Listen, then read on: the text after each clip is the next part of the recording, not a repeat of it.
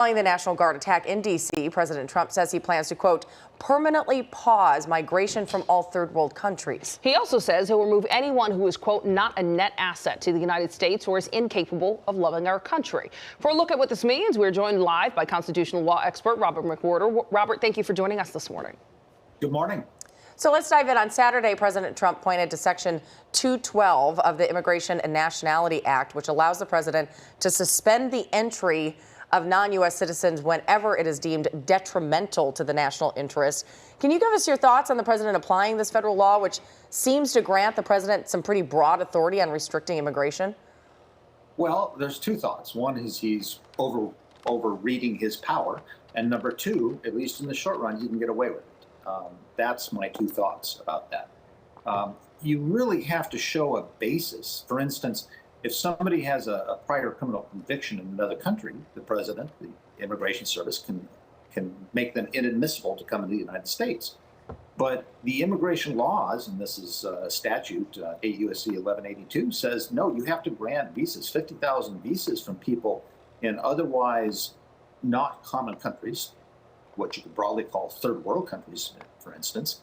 And the president is obligated to do that. The trouble is, the Congress is not going to hold him accountable because the Congress is controlled by his same party, and it's not what the framers of the Constitution intended. Right. Talk more about the way he framed this as third world countries. That is so broad. What does it even mean in 2025, and how does that impact legally what he's trying to do here? Well, therein lies the problem, because what does the third world mean? And that's an old term that comes way back from the 1960s. Mm-hmm. It doesn't have a lot of relevance today about what the third world means. I think it means that anybody that Donald Trump and his base can pick on, and usually persons who do not come from Western Europe and who do not look white, when you get right down to it. I mean, if you look what the popular imagination is. But, you know, when he's talking to third world, he's communicating with his base and tapping into their deep-rooted fears and prejudices, and that's the gain that he gets from those statements. It's not serious immigration policy, nor should it be. Well, so how would suspending immigration from these countries affect immigrants already here in the United States?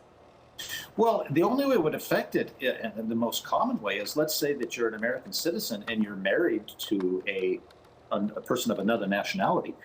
You won't be able to bring your spouse here now. You won't be able to bring your children here now. That's the most common way that a lot of it's family unification is the basis of immigration law.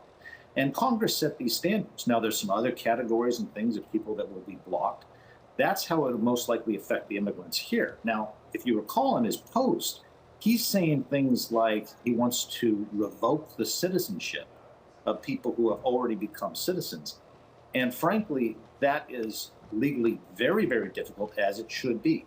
Look, a person who is naturalized in the United States has all the same rights as citizenship that you and I do.